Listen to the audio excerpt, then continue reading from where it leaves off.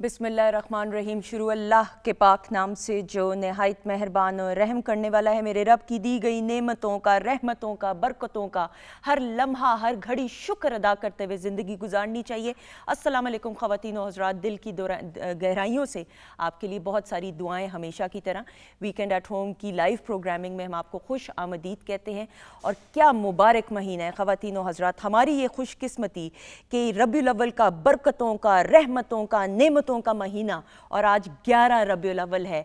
मेरे प्यारे नबी सरकार दो आलम सरवर कायनात हज़रत मोहम्मद सल्लल्लाहु अलैहि वसल्लम की विलादत का महीना है। ख़वातीन व हज़रात, हमारी ये खुशकिस्मती कि मेरे रब ने अपनी महबूब की उम्मत के लिए हमें चुना। आप थोड़ी देर के लिए अगर सोचिए कि हमारी क्या हैसियत और हम कितने ख़ास होंगे अगर मैं ये कहूँ कि मेरे रब ने अपने महबूब की उम्मत के लिए हमें चुना। तो अगर हम इसके ऊपर ही शुक्रगुजारी करना शुरू हो जाएं तो यकीन जाने, अगर मैं कसम भी खाऊं तो ज़िंदगी की आखिरी सांस तक हम इसके ऊपर भी अल्लाह ताला का शुक्र अदा करें तो हम इंसाफ नहीं कर सकते।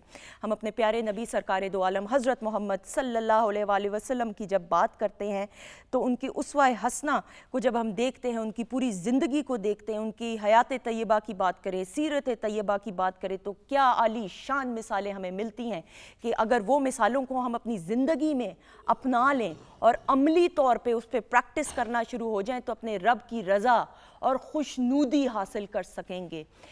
मेरे नबी पे लाखों करोड़ों दरूदो सलाम। और ये मेरी जो ज़बान है वो इसलिए लड़खड़ा रही है क्योंकि हम सब आशिक रसूल सल्लल्लाहु अलैहि वसल्लम हैं। सो ये जो नबी के साथ उसमें इंसान जज्बाती भी हो जाता है, ज़बान लड़खड़ाए तो ये भी अच्छी बात है। आज की ये ख़ास नशिस्त हमारे जो मुअज़्ज़ज़ मेहमान हैं, मैं हमेशा ये बात करती हूँ कि एक स्टूडेंट होने की हैसियत से हमेशा मैं ख़ास प्रोग्रामिंग का हिस्सा होती हूँ। मैं मेज़बान नहीं होती, मैं प्रोग्राम में एक फ़र्द की हैसियत से होती हूँ क्योंकि जो हमारे सामने मुअज़्ज़ज़ मेहमान हैं वो सिखाने वालों की फ़हरिस्त में से हैं। सो अपने मुअज़्ज़ज़ मेहमानों का जो है उनका तारुफ़ की तरफ बढ़ेंगे और फिर गुफ्तगू को आगे लेकर बढ़ेंगे। आपका साथ रहेगा कमेंट्स के ज़रिए। ज़रूर प्रोग्राम में शामिल हुइए और अपने कमेंट्स हमारे साथ शेयर कीजिए। मेरी पहली जो मुअज़्ज़ज़ मेहमान शख्सियत हैं मुफ्ती मोहम्मद ताहिर तबस्सुम कादरी साहब हैं। मेरी ये खुशकिस्मती रही कि पाकिस्तान टेलीविज़न नेटवर्क की जो रमज़ान की ट्रांसमिशंस हैं उनमें सर से मुलाकात हुई तो बहुत कुछ सीखने को मिला। तो मैं इनको एक टीचर का दर्जा देती हूँ। मारूफ़ इस्लामी स्कॉलर हैं और उसके अलावा मुख्तलिफ आप प्लेटफॉर्म्स पे प्रोग्राम्स पे देखते हैं लोगों की रहनुमाई करते हुए। मैं अगर ये कहूँ कि एजुकेशनिस्ट हैं तो बिल्कुल गलत नहीं होगा, और अगर मैं ये कहूँ कि एक मेंटोर हैं तो ये भी गलत नहीं होगा।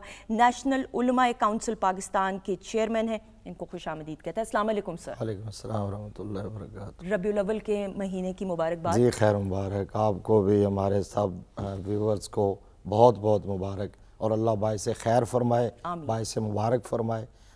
ज़बान का लड़खड़ाना बनता है क्योंकि बारगाह इतनी बुलंद है, अरे सुभान अल्लाह, कि वहाँ बंदा बोलते हुए 1000 बार सोचता है। तो बड़े बड़े यहाँ तो ये तो अच्छी बात है, अदब की बात है, क्योंकि 1000 बार बशोयम दहन जे मुश्को गुलाब हनूज नामे तो गुफ्तन कमाल बेअदबी। वाह वाह सुभान अल्लाह। अल्लाह आपकी तौफीकात में इजाफा फरमाए। आमीन आमीन सुम आमीन। बहुत शुक्रिया। मेरे अगले जो मुअज़्ज़ज़ मेहमान हैं वो ख़ास तौर पे गुजरात से तशरीफ़ लेके आए। अल्लाह ताला ने बहुत खूबसूरत आवाज़ से नवाजा, और सबसे बड़ी इनकी खुशकिस्मती कि उस आवाज़ के ज़रिए अल्लाह ताला का कलाम पेश करने की सादत हासिल ये करते हैं। सैयद मोहम्मद अमीन शाह साहब हमारे साथ मौजूद हैं, मारूफ़ जो है नातख़्वाह हैं, इनको खुश आमदीद कहते हैं। अस्सलाम वालेकुम। वालेकुम अस्सलाम। आपको रबीउल अव्वल बहुत बहुत बाबरकत आपको भी महीना बहुत बहुत मुबारक हो। हमारी तो ईद है, सही जी बिल्कुल जी, हमारी तो वाकई में तमाम इंसानियत के लिए। ख़वातीन हज़रात, मेरी जो अगली मुअज़्ज़ज़ मेहमान शख्सियत अगैन टीचर का दर्जा रखती हैं, उस्ताद की हैसियत के तौर पे हमीदा शाहीन साहिबा को आप प्राइवेट चैनल्स पे भी देखते रहे हैं। पाकिस्तान टेलीविज़न नेटवर्क और रेडियो पाकिस्तान की जो अदबी महफ़िलें उनका हमेशा ये हिस्सा रही हैं। मेरी हमेशा से बड़ी ख्वाहिश थी और आज ये ख्वाहिश जो है ये अपने अंजाम तक पहुँची कि इनसे मुलाकात हो रही है।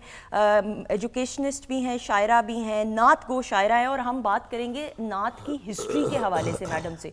सो इनको वेलकम करते हैं। हमीदा शाहीन साहिबा, अस्सलाम वालेकुम। बहुत शुक्रिया। वालेकुम अस्सलाम। आपको भी रबीउल अव्वल का बरकतों वाला महीना बहुत बहुत मुबारक हो। हम सबको मुबारक हो, और हमारे देखने वालों को, हमारे सुनने वालों को मुबारक हो, और वाक़तन हमारे وطن عزیز کے لیے باعث خیر و برکت ہو. یہ تمام لمحات جو ہم دعاؤں میں گزار رہے ہیں, جو ہم ذکر رسول صلی اللہ علیہ وسلم میں گزار رہے ہیں, تو یقیناً اس کی خیر و برکت سے ہم مستفیض ہوں گے. آمین آمین. بہت شکریہ. اور میری رائٹ جانب خواتین حضرات, ہم 12 ربیع الاول کی بات کرتے ہیں نہایت عقیدت اور احترام کے ساتھ, اور پھر خوشی بھی ہے.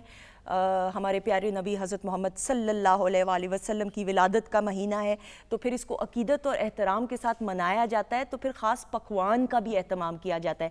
شیف انم ہمارے ساتھ موجود ہیں, ان کو خوش آمدید کہتے ہیں اور جانتے ہیں کہ آج کیا کچھ ہونے والا ہے کچن میں. السلام علیکم. وعلیکم السلام, کیسی ہیں آپ؟ بالکل ٹھیک, اللہ کا شکر. آپ کو آج کا یہ دن بہت بہت مبارک ہو. آپ کو بھی بہت بہت مبارک. اور آج کیونکہ جیسے آپ نے بولا سٹارٹنگ میں کہ یہ ہمارے لیے ایک عید کا تہوار ہوتا ہے, تو اس کو سوچتے ہوئے میں نے سوچا کہ آج کیوں نہ ہم چنے بنائیں, آلو کی بھجیا اور پٹھورے, اور ساتھ میں جو ہے میں بادامی حلوہ بنا رہی ہوں. حلوہ, ہاں حلوہ اصل تو حلوہ ہے نا بالکل سر, حلوہ ہوا اصل تو. جو زیادہ تر ہمارے بچپن سے تو متنجن حلوہ. سر تھوڑا سا میں پھر سوالات آپ بنانا شروع کیجیے, میں ذرا سر سے تھوڑا, سر ہم پراپر سوالات کی طرف تو بڑھیں گے, لیکن جو عقیدت اور احترام ہے, جس طریقے سے ہم عید میلاد النبی کو سیلیبریٹ کرتے ہیں, مناتے ہیں, اس میں نے بچپن میں تو زیادہ تر حلوہ دیکھا ہے, متنجن ہوتا ہے. تھوڑا سا بتائیے گا پلیز. جی, یہ ہماری ایک بڑی خوبصورت روایات ہیں, اور اس میں جو میٹھا ہے ظاہر بات ہے وہ خوشی کی علامت سمجھا جاتا ہے. اور چونکہ یہ عید میلاد سب سے بڑی خوشی ہے, یہ آپ نے جو کہا نا کہ عید ہے, صرف ہمارے لیے نہیں, صرف کسی ایک قوم ایک خطے کے لیے نہیں, یہ پوری انسانیت کی عید ہے. بالکل. اور سب سے بڑی عید ہے, سب عیدوں کی عید ہے. واہ سبحان اللہ. یہ جو ہمارا کل کا دن ہے, آج 12ویں شب ہے, شروع ہو رہی ہے, اور کل 12 ربیع الاول شریف کا جو دن ہے, جو حضور صلی اللہ علیہ وسلم کی ولادت با سعادت کا دن ہے, رحمت عالم صلی اللہ علیہ وسلم کی تشریف آوری کا دن ہے, یوں کہیں کہ اس کائنات کی تقدیر بدلے جانے کا دن. ارے سبحان اللہ سبحان اللہ. اس دھرتی کے سینے پر رہنے والے لوگوں کی جہنم کو جنت میں تبدیل کیے جانے کا دن ہے. واہ. تو وہ دن سب سے بڑی عید ہے, کیونکہ یہ دن نہ ہوتا تو نہ عید الفطر ہوتی, نہ عید الاضحیٰ ہوتی. وہ ساری عیدیں اگر ملی ہیں تو اسی عید و اس عید کے دن میں آنے والے مہمان کے طفیل ملی ہیں. ارے سبحان. حضرت علامہ اقبال نے کہا, مفکر اسلام ہے, مصور پاکستان ہے, تو انہوں نے کہا کہ ہو نہ یہ پھول تو بلبل کا ترنم بھی نہ ہو, چمن دہر میں کلیوں کا تبسم بھی نہ ہو, یہ نہ ساقی ہو تو میں بھی نہ ہو, خم بھی نہ ہو, بزم توحید بھی دنیا میں نہ ہو, تم بھی نہ ہو, خیمہ فلاح کا استادہ اسی نام سے ہے, نبض ہستی تپش آمادہ اسی نام سے. واہ واہ. تو اقبال نے کہا اب اس کا فلسفہ یہ ہے, سمجھنے کی بات یہ ہے, بڑی بدقسمتی ہے کہ ہم اپنی ہر بات کو کنٹروورشل بنا لیتے ہیں. یہ پتہ نہیں ہماری قوم کی بدقسمتی ہے, ادروائز ہمارے پاس ساری چیزیں وہ ہیں جس میں قوم متحد ہو سکتی ہے, ایک ہو سکتی ہے. بھئی جس دن میں رحمت للعالمین صلی اللہ علیہ وسلم کی تشریف آوری ہو, حضور کی ذات سے بڑھ کر کائنات میں کوئی نعمت ہو سکتی ہے؟ ساری نعمتوں کی اصل آپ کی ذات ہے, نعمتوں کی جان آپ کی ذات ہے, نعمتوں کی بنیاد اور روح آپ کی ذات ہے, ہر نعمت آپ کی وجہ سے ملی ہے. تو قرآن پاک کا 7واں پارہ ہے, سورہ مائدہ, آیت نمبر ہے 114. صحیح. قال عیسیٰ ابن مریم اللہم ربنا انزل علینا مائدۃ من السماء الی آخر الآیہ. حضرت عیسیٰ علیہ السلام نے اپنی قوم کی فرمائش پر رب سے یہ دعا مانگی, یا اللہ ہمارے اوپر دسترخوان نازل فرما دے, جس دن دسترخوان نازل ہوگا وہ دن ہمارے لیے عید بن جائے گا. تو اس کا مطلب جس دن کسی قوم پر رب کی بارگاہ سے کوئی نعمت اترے, وہ دن اس قوم کے لیے عید ہوتا ہے. اور صحیح بخاری شریف کی دوسری جلد صفحہ نمبر 566 پہ ہے, محمد صلی اللہ علیہ وسلم ہوا نعمتن, محمد صلی اللہ علیہ وسلم اللہ کی سب سے بڑی نعمت ہے. ارے سبحان اللہ. تو پھر حضور کے آنے کا دن جو ہے وہ تو سب سے بڑی عید ہے. بے شک. کیونکہ عید الفطر ہو یا عید الاضحیٰ ہو, وہ تو حضور کو ملی ہیں, اور حضور کے واسطے سے حضور کے غلاموں کو ملی ہیں. اور یہ جو 12 ربیع الاول شریف کا دن ہے, اس دن میں حضور خود ملے ہیں, حضور تشریف لائے ہیں, امت کو یہ رحمت نصیب ہوئی ہے. سبحان اللہ سبحان اللہ. لہٰذا اس کو متنازع بنانے کی بجائے اس میں اب ہم دیکھتے ہیں پریکٹیکلی بھی ایسا ہوتا ہے یہ فیلنگز جو آپ کہہ رہی ہیں نا، حلوے کی بات، متنجن کی بات، صحیح بات یہ ہے کہ اب چھوٹی عید یا بڑی عید، عید الفطر، عید الاضحیٰ، اس کی سیلیبریشن نام کی رہ گئی ہے. وہ لوگ عید پڑھ کے سو جاتے ہیں. آپ جیسے میڈیا پرسن آئے اپنی ڈیوٹی کی بعد میں سو گئے، سارا دن سوئے رہے. لیکن یہ عید، یہ ہے فطرت کا نظام. صحیح. یہ ہے میرے رب کو منظور کہ یہ جو عید میلاد ہے، یہ ایک ایسی عید ہے جس کو اس وقت امت مصطفیٰ سب سے زیادہ سیلیبریٹ کرتی ہے. بچہ بچہ، سبحان اللہ، ہر بچہ، ہر بڑا، ہر عورت، ہر مرد، بزرگ، کیونکہ اس کے اندر جو ایک روح پرور منظر ہوتا ہے، خوشی ہوتی ہے، اور اندر کی جو خوشی ہوتی ہے وہ ہر ایک کے چہرے سے، ہر ایک کے لباس سے، ہر ایک کی بود و باش سے، ان کے نعروں سے، ان کے ترانوں سے، ڈیکوریشن سے وہ چھلک رہی ہوتی ہے. صحیح. اور یہ خوشی ہمیں منانی چاہیے، اس لیے کہ ہمارے آقا علیہ الصلوۃ والسلام نے اپنی حیات، آخری جملہ، اپنی حیات پاک کے ہر موڑ پر ہمیں یاد کیا ہے. ارے لہٰذا حل جزاء الاحسان الا الاحسان کے تحت ہمیں ہر لمحہ اپنے کریم لجپال آقا کو یاد کرنا چاہیے. بالکل، سبحان اللہ، بہت خوب، بہت خوب.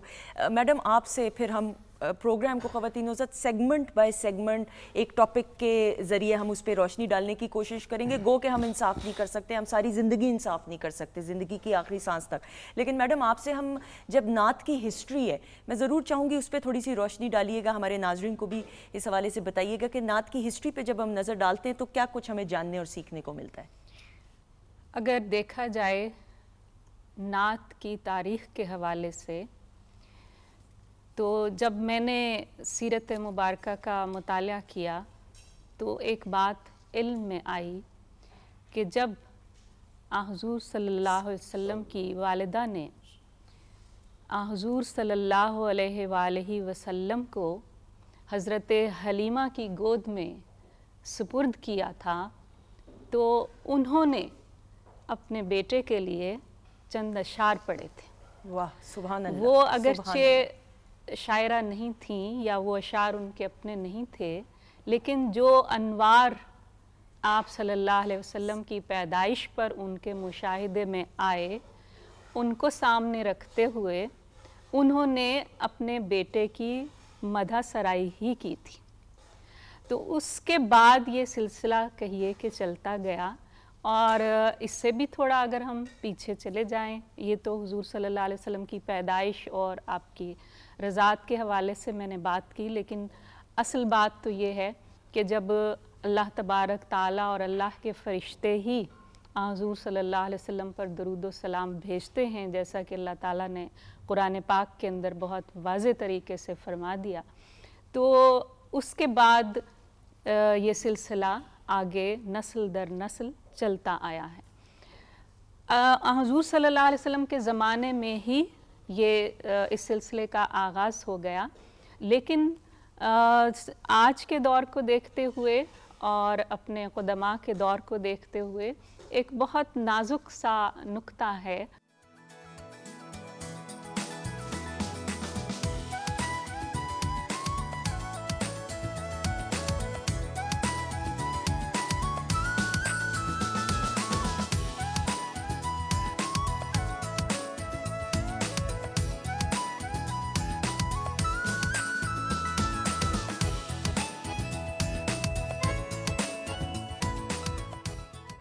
جی خواتین نوزاد، ہم آپ کو خوش آمدید کہتے ہیں. Weekend at home Pakistan television network Lahore centre سے آپ براہ راست دیکھ رہے ہیں. پروگرام کے بعد ایک اور میرے استاد، میرے teacher Pakistan television net work کی جو خصوصی نشریات ہیں، اور میری خوش قسمتی رہی ہے کہ رمضان کی ٹرانسمیشنز الحمدللہ سحری کی ہو یا افطار کی ہو یا شب وجد کی ٹرانسمیشنز ہو، اس میں ہمیشہ ڈاکٹر راغب حسین نعیمی صاحب سے بہت کچھ سیکھنے کو ملا ہے. معروف اسلامی اسکالر ہیں آپ، جامعہ نعیمیہ کہ ناظم اعلیٰ ہیں. میں ذرا دیکھ کے اور تلفظ صحیح ہو اس لیے ٹھہر ٹھہر کے بولوں گی تاکہ انصاف کر سکوں. آپ پنجاب علماء بورڈ، ایگزیکٹو کاؤنسل آف تنظیم المدارس اور قرآن بورڈ پنجاب کے ممبر ہیں اور ہمارے ٹیچر ہیں، سو ان کو خوش آمدید کہتے ہیں. السلام علیکم سر. وعلیکم السلام ورحمۃ اللہ. آپ کو بہت بہت مبارک ہو. ربیع الاول کا برکتوں اور رحمتوں اور نعمتوں کا مہینہ. بہت شکریہ پروگرام کا حصہ بننے کے لیے. تھینک یو سو مچ. اچھا میری جو رائٹ جانب ہیں اور یہ میں اپنی آنر جو ہے اپنی غلطی تسلیم کرتی ہوں کیونکہ ہمارے یہ جو معزز مہمان ہیں ہمارے بھائی ہیں پروگرام میں شروع سے بیٹھے ہوئے تھے لیکن میں گفتگو میں ہم اتنا انوالو ہو گئے کہ ان کا میں تعارف نہیں کرا سکی. ہمیشہ اگین پی ٹی وی کی خصوصی نشریات اور پرائیویٹ چینلز پہ بھی آپ ان کو دیکھتے ہیں. اللہ تعالیٰ نے بہت خوبصورت آواز سے نوازا ہے اور اس آواز کے ذریعے جو ہے کلام پیش کرنے کی سعادت حاصل یہ سنانے کی کرتے ہیں. امیر الدین اور توقیر الدین یہ دونوں بھائی ہیں اور ان کے ہم نوا ان کو بھی خوش آمدید کہتے ہیں. السلام علیکم بھائی. آپ دونوں کا بہت بہت شکریہ پروگرام کا حصہ بننے کے لیے. بہت شکریہ.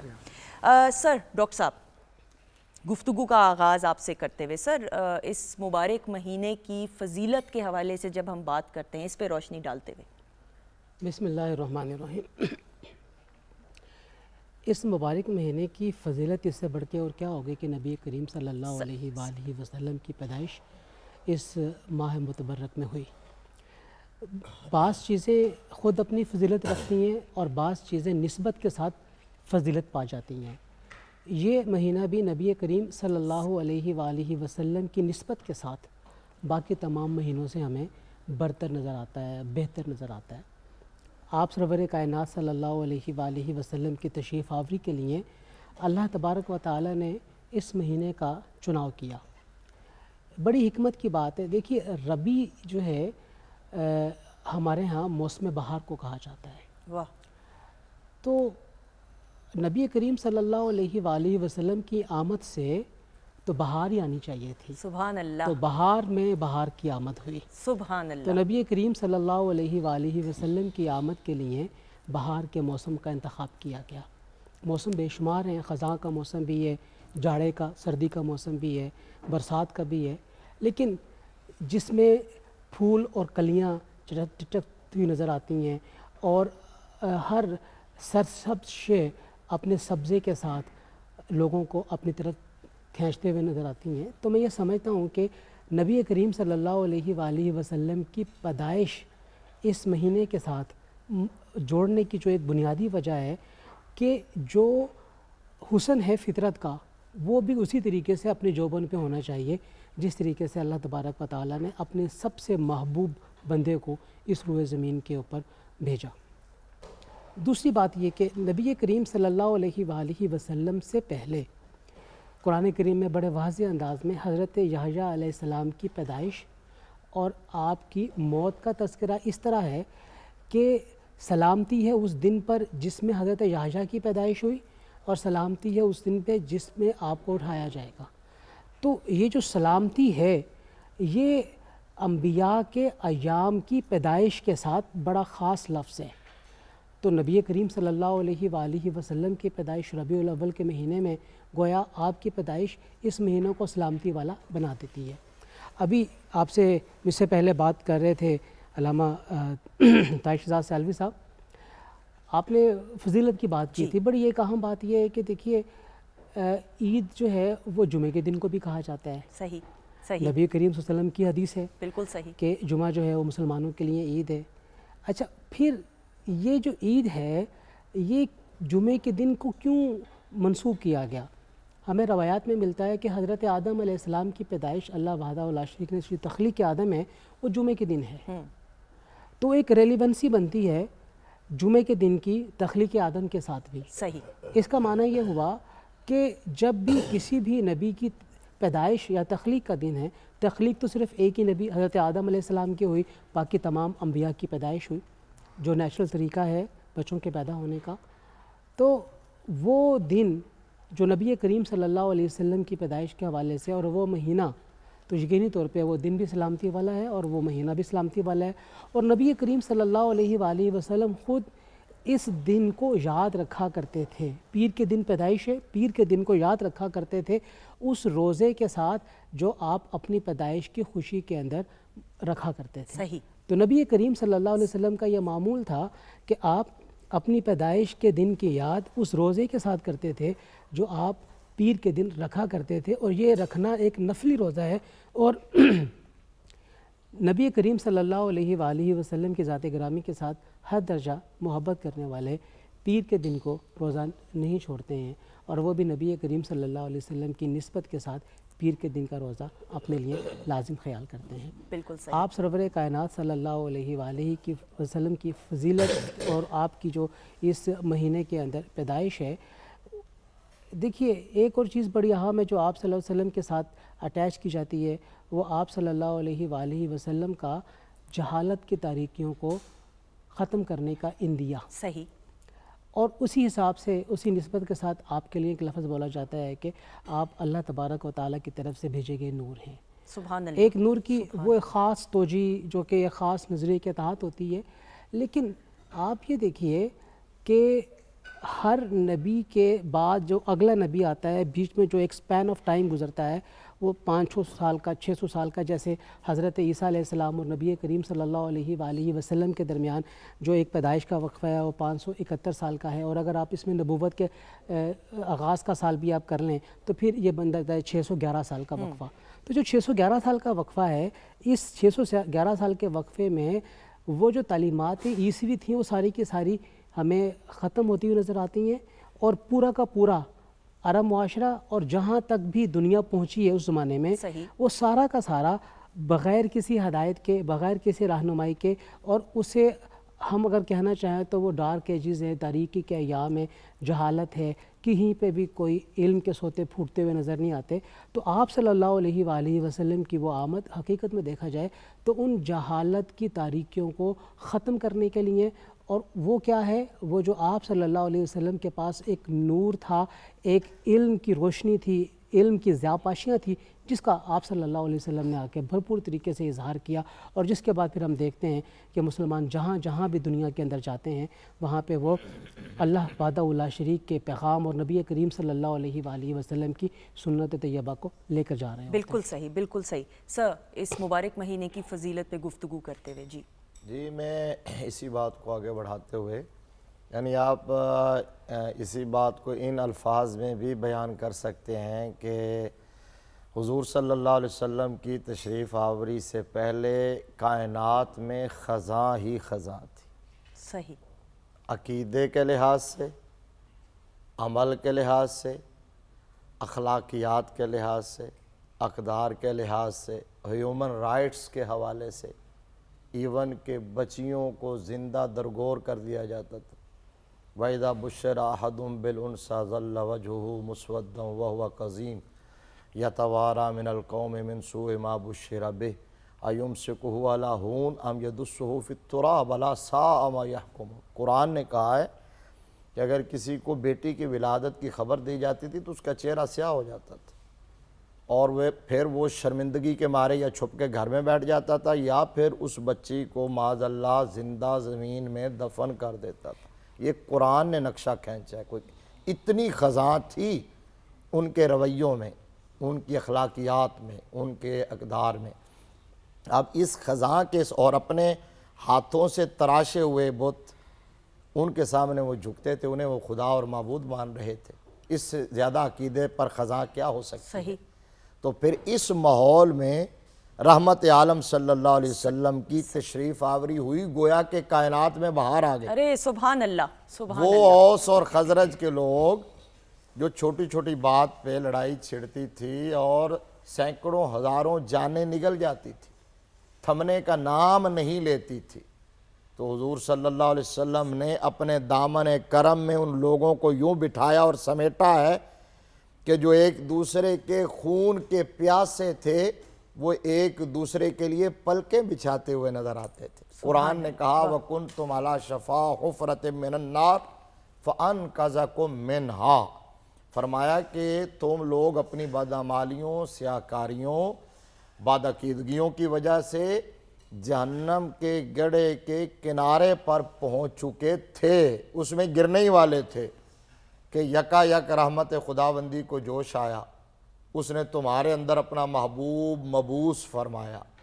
اور اس محبوب نے تمہیں اپنے دامن کرم میں چھپا کے جہنم کے گڑھے کے کنارے سے ہٹا کے جنت کی ابدی اور سرمدی نعمتوں کا مالک بنا دیا۔ سبحان اللہ۔ ایک عرب نے آدمی کا بول بالا کر دیا، خاک کے ذروں کو ہم دوش ثریا کر دیا، خود نہ تھے جو راہ پر اوروں کے ہادی بن گئے، وہ کیا نظر تھی جس نے مردوں کو مسیحا کر دیا۔ سبحان اللہ۔ اب آخری بات فضیلت پر یہ کہ ہمارے تاریخ اسلام کے جو بڑے بڑے ائمہ ہیں، محدثین ہیں، شارحین ہیں، سیرت نگار ہیں، ان میں امام زرقانی کا نام ہے، امام قسطلانی کا نام ہے، ملا علی قاری کا نام ہے، محدث ابن جوزی کا نام ہے، اور بالکل آخر میں سب کانٹیننٹ کا ایک بڑا ویلڈ نیم ہے۔ تمام مکاتب فکر ان کی تحقیق کے سامنے سرنڈر کر دیتے ہیں۔ ان کا نام ہے حضرت شیخ عبدالحق محدث دہلوی۔ اب ان تمام نے ایک کامن بات لکھی ہے، وہ ورڈنگ ان کی ڈیفرنٹ ہے لیکن بات کامن ہے۔ میں شیخ عبدالحق محدث دہلوی کے الفاظ کوٹ کر دیتا ہوں۔ ما ثبت بالسنہ ان اعمال السنہ، یہ ان کی کتاب ہے۔ اس کے اندر وہ لکھتے ہیں ان النبی صلی اللہ علیہ وسلم، یہ بات جو فضیلت کی ہے نا آپ نے، یہ اسپیسیفک فضیلت پہ بات کر رہا ہوں، صحیح، صرف فضیلت نہیں، میں افضل کا لفظ بولنے لگا ہوں۔ وہ کہتے ہیں کہ ان النبی صلی اللہ علیہ وسلم ولد لیلا وہذہ اللیلۃ افضل من لیلۃ القدر بلا شبہ۔ کہتے ہیں نبی رحمت صلی اللہ علیہ وسلم کی ولادت چونکہ رات کو ہی ہے، یعنی رات جا رہی تھی، دن آ رہا تھا، صبح صادق کا وقت تھا، جس سہانی گھڑی چمکا طیبہ کا چاند، اس دل افروز ساتھ پہ لاکھوں سلام۔ ارے سبحان اللہ۔ صبح طیبہ میں ہوئی بٹتا ہے باڑا نور کا، صدقہ لینے نور کا آیا ہے تارا نور کا، اور ناریوں کا دور تھا دل جل رہا تھا نور کا، تم کو دیکھا ہو گیا ٹھنڈا کلیجہ نور کا۔ سبحان اللہ۔ باغ طیبہ میں سہانا پھول پھولا نور کا، مست بو ہیں بلبلیں پڑھتی ہیں کلمہ نور کا۔ وہ صبح صادق کا ٹائم اس لیے کہ رات کے اندھیرے چھٹ رہے تھے، دن کے اجالے پھیل رہے تھے، دنیا والوں کو پیغام دیا جا رہا تھا کہ وہ مہمان معظم تشریف لا رہا ہے، جس کے قدم رنجہ فرماتے ہی اس کائنات کے اندھیرے اجالوں میں تبدیل ہو جائیں گے۔ اس لیے یہ وقت جس طرح موسم بہار کا تو وقت صبح صادق کا۔ شیخ عبدالحق محدث دہلوی کہتے ہیں بہرحال ٹائم تو وہ رات کا تھا، کنسیڈر تو نائٹ ہی ہوگی نا، تو رات کا ٹائم تھا، تو کہتے ہیں کہ یہ رات جس میں، یہ میں نہیں کہہ رہا، یہ بر صغیر کا سب سے بڑا محقق اور امام کہہ رہا اور محدث کہہ رہا، صحیح، کہتے ہیں کہ جس رات کو حضور کی ولادت سے نسبت ہوئی ہے، اس میں ایک رائی کے دانے کے برابر بھی شک و شبہ کی کوئی گنجائش نہیں ہے کہ یہ رات لیلۃ القدر سے بھی افضل ہے، سبحان شب قدر سے بھی افضل ہے۔ یہ جو رات آ رہی ہے، جو ابھی شروع ہونے والی ہے، یہ رات لیلۃ القدر میں، وہ کہتے ہیں چونکہ لیلۃ القدر میں قرآن آیا ہے، اس رات میں صاحب قرآن آیا ہے۔ سبحان لیلۃ القدر حضور کو ملی ہے، اس رات میں حضور ملے ہیں، خود حضور تشریف لائے ہیں۔ تو اب رات، جس رات کو ڈاکٹر صاحب نے کہا تھا جس رات کو حضور سے نسبت ہو وہ سب سے افضل، جس دن کو حضور سے نسبت ہو وہ تمام دنوں سے افضل، جس وقت کو حضور سے نسبت ہو وہ تمام اوقات سے افضل، جن لوگوں کو حضور سے نسبت ہو باقی لوگوں سے افضل، جس شہر کو نسبت ہو وہ شہر افضل، جس ماں کو نسبت ہو وہ ماں کائنات کی تمام ماؤں سے افضل ہے، جس امت کو نسبت ہو وہ امت کائنات کی ساری امتوں سے افضل ہے۔ اور یہ جو مہینہ ہے، جس مہینے کو حضور کی ولادت سے نسبت ہو گئی، یہ مہینہ تمام مہینوں سے فضیلت کے اعتبار سے برتر ہے، بلند ہے، فائق۔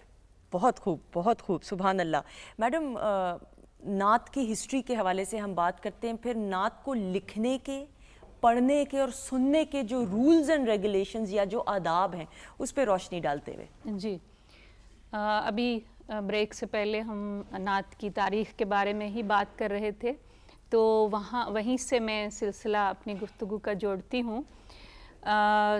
سب سے پہلے تو ہم قرآن پاک کی طرف ہی کوئی بھی بات ہو رخ کرتے ہیں، تو قرآن پاک میں اللہ تبارک تعالیٰ نے بتایا کہ یا ایھا الذین آمنوا لا تقولوا رائنا وقولوا انظرنا۔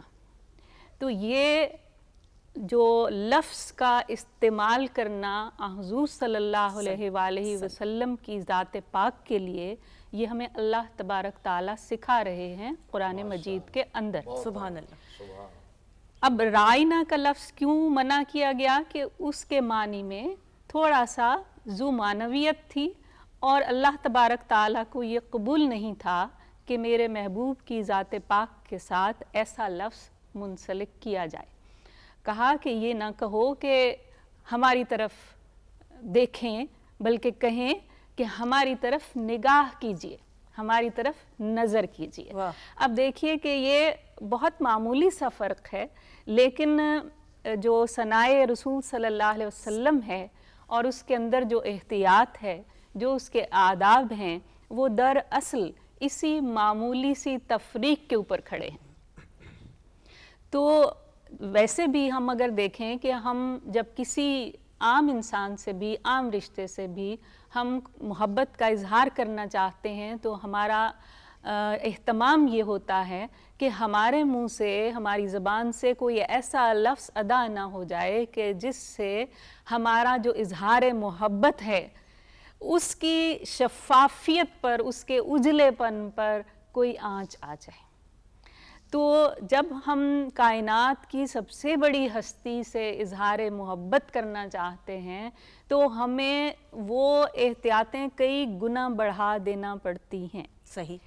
تو صرف یہ نہیں ہے کہ ہمارے اندر ظاہرہ عاشق رسول صلی اللہ علیہ وسلم، ساری امت عاشق رسول صلی اللہ علیہ وسلم ہے، اور جیسے پروگرام کا ہم نے جب آغاز کیا تو سب کی زبان لڑکھڑا رہی تھی، اس لیے کہ وہ حضوری کا جو احساس ہے، حاضری کا جو احساس ہے، اور حاضری کے اندر حضوری کا جو احساس ہے، وہ زبان کو یکدم گرفت میں لے لیتا ہے اور گرہ پڑ جاتی ہے زبان میں کہ کیسے ہم حق ادا کریں بولنے کا۔ بالکل صحیح۔ تو جب ہم لکھ رہے ہیں تو ظاہر ہے یہ ہمیں احتیاط کرنا بہت زیادہ ضروری ہے کہ ہم لکھتے ہوئے یہ دیکھیں کہ ہمارے کس لفظ سے ابلاغ کیا ہو رہا ہے، صرف یہ نہیں کہ مجھے کیا کہنا ہے، صحیح، یہ بھی دیکھنا ہے کہ جب وہ لکھا ہوا کوئی پڑھے گا، جب وہ کوئی سنے گا میری زبان سے، تو اس کو کیا پہنچے گا۔ ٹھیک ہے، پہلی بات۔ دوسری بات یہ کہ لکھنے کے لیے، حضور صلی اللہ علیہ وسلم کی ذات پاک پر لکھنے کے لیے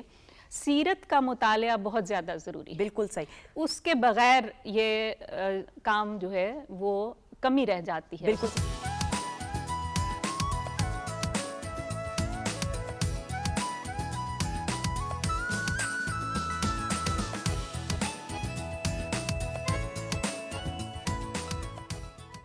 جی خواتین و حضرات، ہم آپ کو خوش آمدید کہتے ہیں ویکینڈ ایٹ ہوم کی خاص نشست میں، اور میرے تو استاد ہیں اور ہمارے معزز مہمان ہمارے ساتھ موجود ہیں۔ اور خواتین و حضرات، آج کی جو خصوصی محفل ہے، آج کی جو خصوصی نشست ہے، ربیع الاول کے برکتوں، رحمتوں اور نعمتوں کا جو یہ مہینہ ہے، اللہ تعالیٰ سے ہمیں دعا کرنی چاہیے۔ انسان خطا کا پتلا ہے، چھوٹے بڑے پیمانے پہ غلطیاں بھی ہوتی ہیں، خطا ہو جاتی ہے، گناہ بھی ہو جاتے ہیں۔ اللہ تعالیٰ سے معافی مانگتے ہوئے، اپنی ذات میں سے اپنی کمزوریوں کی نشاندہی کرتے ہوئے اپنی ذات سے آغاز کرنا چاہیے، اور پھر کوشش کیجئے کہ آپ اپنے رب کے ساتھ رابطے کو مضبوط کریں، اور جتنا ہو سکے اس رابطے کو مضبوط کرنے کے لیے حضرت محمد صلی اللہ علیہ وآلہ وسلم سرور کائنات، سرکار دو عالم کی جب زندگی کو ہم دیکھتے ہیں تو کیا عالی شان مثالیں ہمیں جاننے کو ملتی ہیں کہ پھر اخلاقیات کی بات کریں، حقوق العباد کی بات کریں، صبر اور تحمل کی بات کریں، برداشت کی بات کریں، کس طریقے سے خواتین سے پیش آنا، ایک والد ہونے کی حیثیت سے بیٹی کے ساتھ کس طرح کا تعلق، اور پھر کس انداز سے ایسی صفات کے انسان دنگ رہ جاتا ہے، اور کتنا کچھ ہمیں جاننے کو ملتا ہے کہ ہم اپنے رب کی رضا حاصل کر سکتے ہیں اگر ہم حضور کی سیرت پہ اور زندگی پر نظر دوڑائیں۔ سر، آپ کی طرف بڑھتے ہوئے میں نے اسی لیے انٹرو میں یہ بات کی کہ پھر آپ سے گفتگو کا آغاز کرتے ہوئے ڈاکٹر صاحب، حضور کی نبوت سے پہلے کی جو زندگی ہے اس پہ روشنی ڈالتے ہوئے، اور پھر نبوت سے پہلے ہی، اور میری اصلاح کیجیے گا جہاں ضرورت ہو، صادق اور امین کا تو ٹائٹل میرے نبی کو مل گیا، اس پہ بات کرتے ہوئے سر۔ دیکھیے، پہلی بات تو ہمیں یہ رکھنا ہے ذہن میں، نبوت سے پہلی زندگی کی بجائے ہمیں یہ کہنا چاہیے اعلان نبوت سے پہلے کی حیات۔ صحیح۔ یعنی یہ نہیں ہے کہ آپ 40 سال کے بعد نبی بنائے گئے، 40 سال کی عمر میں نبی بنائے گئے. دیکھیے جس کو اللہ تعالیٰ نے نبی بنانا ہے تو وہ لکھا ہوا ہے نبی. صحیح. بس فرق یہ ہوتا ہے کہ اس نے اعلان کب کرنا ہے نبوت کا. صحیح. لوگوں کو کب یہ بتانا ہے کہ اب آپ تمام آگاہ ہو جائیں کہ میں اللہ کا نبی ہوں. حضرت عیسیٰ علیہ السلام تو ایک دن کے تھے جب انہوں نے اپنے پنگوڑے کے اندر اعلان فرما دیا تھا کہ اللہ نے مجھے نبی بنا کے بھیجا ہے.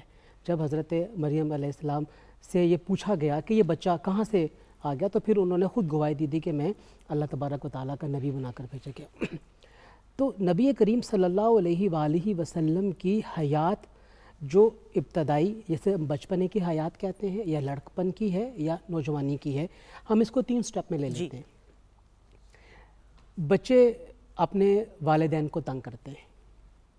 نبی کریم صلی اللہ علیہ وآلہ وسلم نے اپنے والدین اور اپنی رضائی والدہ اور والد انہیں کبھی تنگ نہیں کیا. بچوں سے ہم انصاف کی توقع نہیں کر سکتے. کسی چیز پہ ضد کر بیٹھے صحیح. تو جب تک انہیں وہ چیز مل نہ جائے وہ پیچھا نہیں چھوڑتے. نبی کریم صلی اللہ علیہ وآلہ وسلم انصاف اس طرح فرمایا کرتے تھے کہ یہ خود آپ کی رضائی والدہ کا بیان ہے کہ آپ اپنے حصے کا دودھ پیتے، اپنے دودھ شریک بھائی کا حصہ آپ کبھی بھی نہیں لیتے تھے. یہ آپ تصور کر سکتے ہیں کہ ایک بچہ جو 6 مہینے کا، سال کا، 1.5 سال کا بچہ ہے، اسے تو ہر وقت کھانے کو کچھ نہ کچھ چیز چاہیے، پینے کو چیز چاہیے. جب اسے رضائی بھائی کا دودھ پیش کیا جائے وہ انکار کرتے ہیں، وہ کسی بھی طریقے سے نہ لے. تو نبی کریم صلی اللہ علیہ وآلہ وسلم اسی طریقے سے جب ہم آپ کے لڑکپن کو دیکھتے ہیں، لڑکپن کی جو عمر ہوتی ہے اس کے اندر تو بس کیوریسٹی ہوتی ہے، جاننے کا ایک شوق ہوتا ہے، اور اس میں پھر بچہ یہ نہیں دیکھتا کہ وہ صحیح جگہ پہ جا رہا ہے، غلط جگہ پہ جا رہا ہے. نبی کریم صلی اللہ علیہ وآلہ وسلم کا لڑکپن انتہائی سادہ اور صاف شفاف. عمومی طور پہ جس معاشرے میں آپ اپنی حیات گزار رہے تھے وہاں پر گناہوں سے بچنے کا کوئی تصور نہیں. لیکن قربان جائے نبی کریم صلی اللہ علیہ وآلہ وسلم اور آپ کے وہ صحابہ کرام جو کہ اس عمر سے ہی آپ کے ساتھ اٹیچ تھے، جیسے حضرت ابوبکر صدیق رضی اللہ تعالیٰ عنہ. تو یہ وہ گروپ تھا نوجوان لڑکوں کا یا نوجوانی کی طرف بڑھتے ہوئے لڑکوں کا جو کہ کسی بھی گناہ کی طرف متوجہ نہیں ہوتے تھے، جو اس وقت اس معاشرے کے اندر پائے جاتی تھے. پھر نبی کریم صلی اللہ علیہ وآلہ وسلم آپ کی حیات کو اللہ تبارک و تعالیٰ نے نمونہ بنانا تھا، کیونکہ جس پیغام کو آپ نے پہنچانا ہے اس پیغام کو پہنچانے کی جو سب سے بڑی ڈیمانڈ ہے، جس شخصیت کے ذریعے وہ پیغام پہنچنا ہے، وہ شخصیت ہر قسم کے گناہ سے مبرہ اور پاک ہونی چاہیے. دیکھیے ایک آدمی یہ بات کرتا ہے کہ جی آپ نے چوری نہیں کرنی اور ماضی میں وہ چور رہا ہو.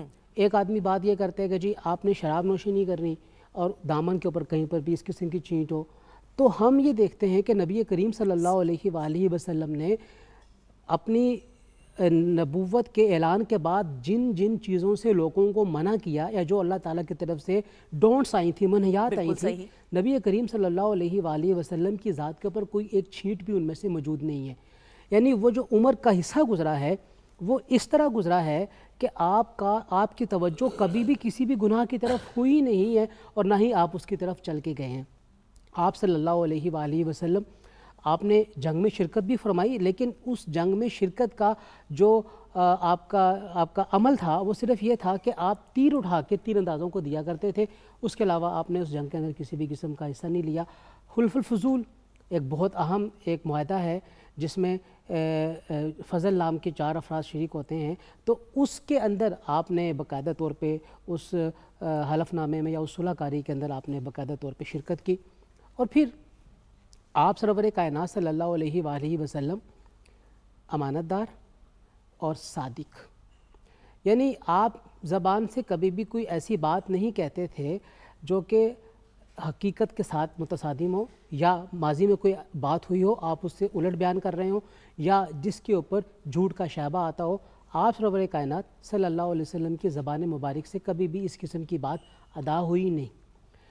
اور یہ اس لیے نہیں کہ آپ نے جب اعلان نبوت کرنا تھا، جب آپ نے قرآن کریم کی آیات مبارکہ کو لوگوں تک پہنچانا تھا، تو لوگ اس یقین کے ساتھ آپ کی زبان سے ادا کیے گئے الفاظ کو قبول کریں کہ یہ شخص اس ذات نے تو ماضی میں کبھی جھوٹ بولا ہی نہیں، تو ہم آج کیسے تصور کر لیں کہ یہ زبان سے نکلے ہوئے الفاظ غلط ہو سکتے ہیں یا اس کی تعبیر غلط ہو سکتی ہے۔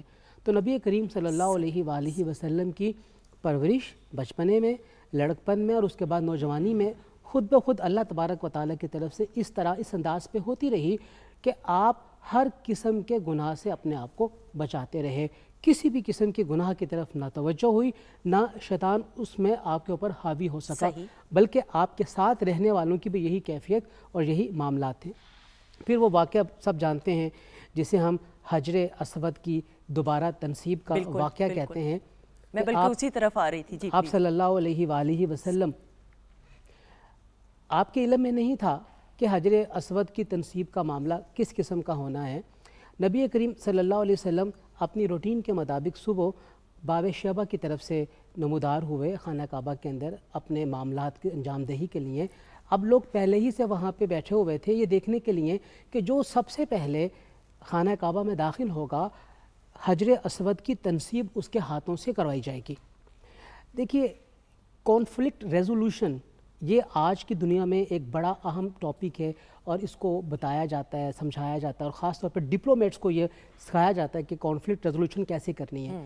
نبی کریم صلی اللہ علیہ وآلہ وسلم نے جو حجر اسود کی تنصیب کے موقع پہ ہونے والا جھگڑا تھا اسے بہت طریقے سے ڈیزالو کیا۔ اس میں ایک حل ہوتا ہے، اسے ہم کہتے ہیں ون ون پوزیشن، جس میں ہر شخص کہتا ہے کہ میں جیت گیا ہوں اور دوسرے شخص کو اپنی ہار کا احساس بھی نہیں ہوتا۔ تو نبی کریم صلی اللہ علیہ وسلم نے حجر اسود کی تنصیب کے موقع کے اوپر ون ون پوزیشن کا طریقہ کار اختیار کیا، اور وہ کیا تھا؟ آپ نے اپنی چادر کو زمین کے اوپر بچھایا، حجر اسود کو اس کے اوپر رکھا گیا، اور تمام قبائل کے سرداروں کو کہا گیا کہ آپ آئیں اور اس چادر کو چاروں طرف سے پکڑ لیں اور اس کو اٹھائیں۔ اور جب وہ چادروں کو تمام سرداروں نے اٹھایا تو ہر سردار کو اس بات کا احساس ہوا کہ حجر اسود کی تنصیب میں اس کا بھی حصہ پڑ گیا ہے، اور پھر نبی کریم صلی اللہ علیہ وسلم نے آگے بڑھ کے حجر اسود کو اس کی جگہ کے اوپر رکھ دیا۔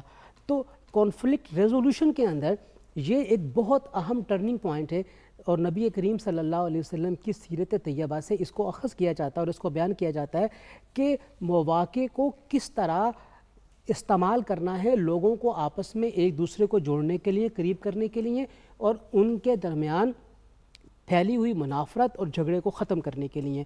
اور اس طرح کی بیسیوں مثالیں صلی اللہ علیہ وسلم کی حیات مبارکہ سے ہمارے سامنے موجود ہیں، جس میں آپ کانفلکٹ ریزولوشن کو مختلف انداز سے حل کرتے ہوئے نظر آتے ہیں۔ بالکل صحیح جی سر۔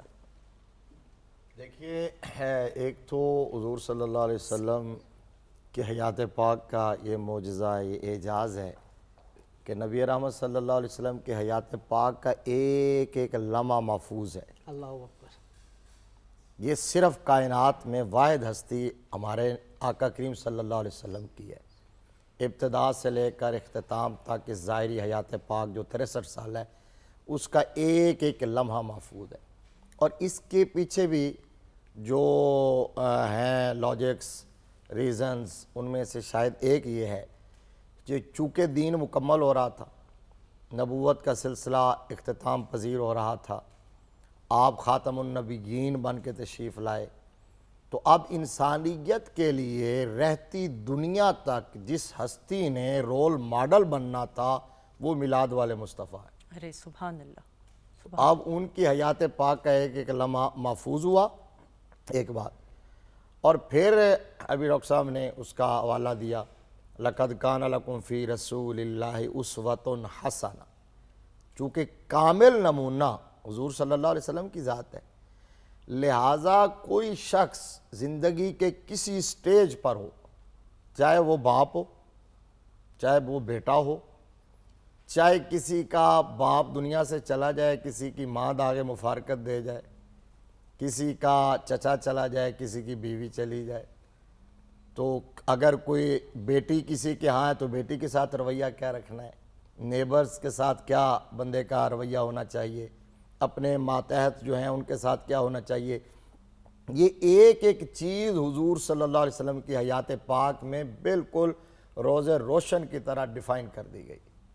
مثال کے طور پر حضور صلی اللہ علیہ وسلم کے والد ماجد جو تھے حضرت سیدنا عبداللہ ان کا وصال حضور صلی اللہ علیہ وسلم کے دنیا میں تشریف لانے سے پہلے ہی ہو گیا، اور صرف 6 برس کی عمر ہے تو والدہ ماجدہ کا سایہ اٹھ گیا۔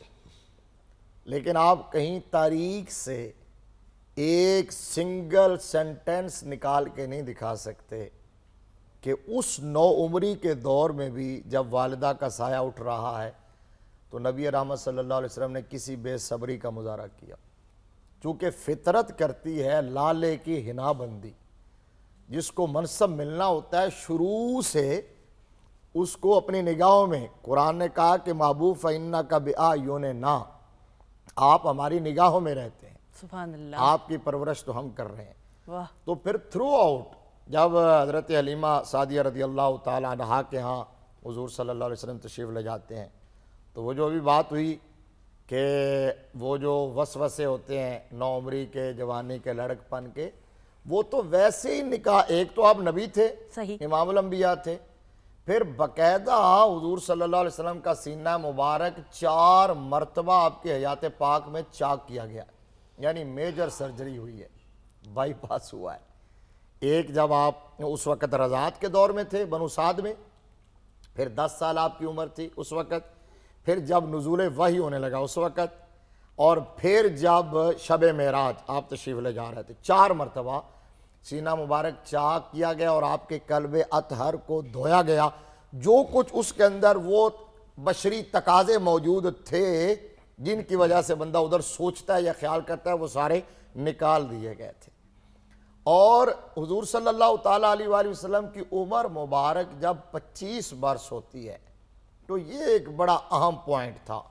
یہ جو ابھی بات ہوئی کہ اعلان نبوت سے پہلے ہی صداقت، دیانت، امانت، سچائی، یہ حضور صلی اللہ علیہ وسلم پر ناز کرتی تھی، اور اپنے تو اپنے بیگانے بھی بیک زبان یہ کہتے تھے کہ یہ صادق ہیں، یہ امین ہیں۔